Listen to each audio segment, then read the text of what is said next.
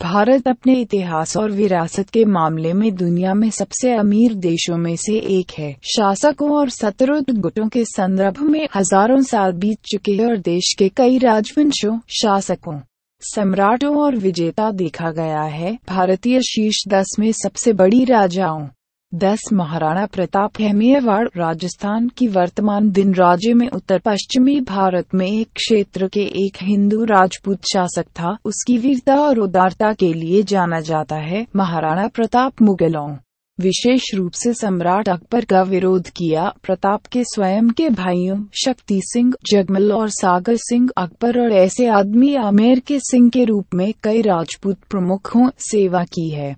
अकबर की सेनाओं में कमांडरों के रूप में और उसकी परिषद के सदस्य के रूप में कार्य किया। चित्तौड़ मुगलों द्वारा विजय प्राप्त की थी। महाराणा प्रताप अपनी पोषित चित्तौड़ को छोड़कर अपने क्षेत्र के सबसे वापस जीता। महाराणा प्रताप मंजिल पर सुजाउर और एक झोपड़ी में रहते हैं जब तक कि वह मुगलों जो दुर्भाग्य से वह अपने जीवन काल में कभी पूरा नहीं किया से वापस चित्तौड़ जीता करने का वादा किया था। 9 चंद्रगुप्त रहा है। उन्होंने कहा कि भारतीय इतिहास में एक प्रमुख राजा और भी गुप्ता राजवंश के संस्थापक थे। चंद्रगुप्त में उन परिवारों में विवाह के माध्यम से शक्तिशाली घरों के साथ कई गठबंधनों का गठन किया है। माना जाता है चंद्रगुप्त में बाद में एक गठबंधन है और एक क्षत्रप में निकेटर मोड को औपचारिक रूप से सेल्यूकस की बेटी से शादी कर ली है।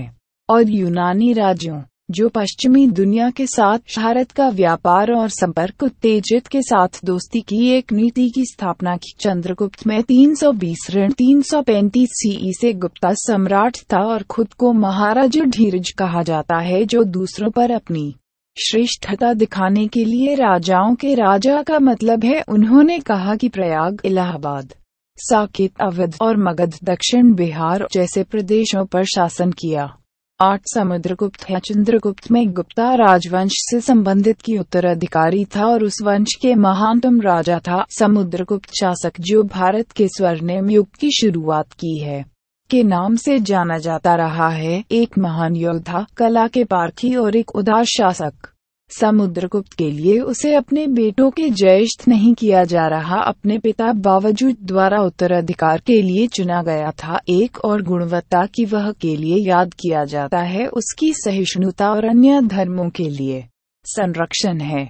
7 रणजीत सिंह है। रणजीत सिंह सिख साम्राज्य के संस्थापक 19वीं सदी के पूर्वार्ध में पंजाब के आधार पर किया गया था। अपने शासन के दौरान उन्होंने अपने बोलबाला के तहत झेलम के लिए सतलुज से केंद्रीय पंजाब के पूरे लाया। रणजीत सिंह अपने पिता के उत्तराधिकारी भले ही वह कई बड़े भाई था किया गया है। माना जाता है उसका साम्राज्य न केवल सिखों के लिए प्रतिबंधित पदों कमांडिंग के विलय के लिए अफसरों के साथ खालसा की नींव पर आधारित था। रणजीत सिंह एक सहिष्णु राजा था और यह भी पंजाब के महाराजा के रूप में जाना जाता था।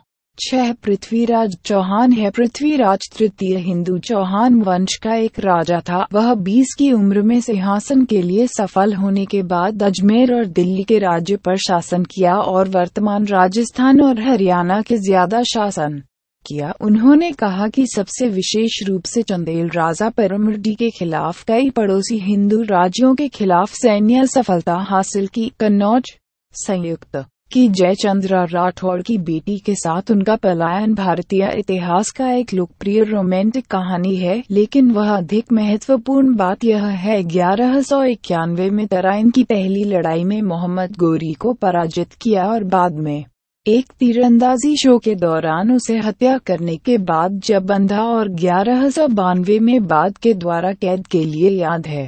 5 कनिष्क है। कनिष्क के रूप में भी जाना जाता कनिष्क महान कुषाण राजवंश के सम्राट था। उसका साम्राज्य गंगा के मैदान पर पाटलिपुत्र को तारिम बेसिन में टफन से बढ़ाया। अपने विजय अभियान और बौद्ध धर्म के संरक्षण के सिल्क रोड के विकास में एक महत्वपूर्ण भूमिका है और चीन के लिए काराकोरम रेंज भर में गंधार से महायान बौद्ध धर्म के संचरण निभाई। पाटलिपुत्र के साथ अपने मुख्य राजधानी के रूप में उनके शासनकाल अपनी सैन्य राजनीतिक और आध्यात्मिक उपलब्धियों के लिए प्रसिद्ध था। उन्होंने यह भी अफगानिस्तान में क्षेत्रीय राजधानियों के रूप में दूर के रूप में उपस्थित दिन बगराम था। कनिष्क बौद्ध धर्म के एक महान संरक्षक थे और आज भी भारत का सबसे बड़ा बौद्ध राजाओं में से एक माना जाता है।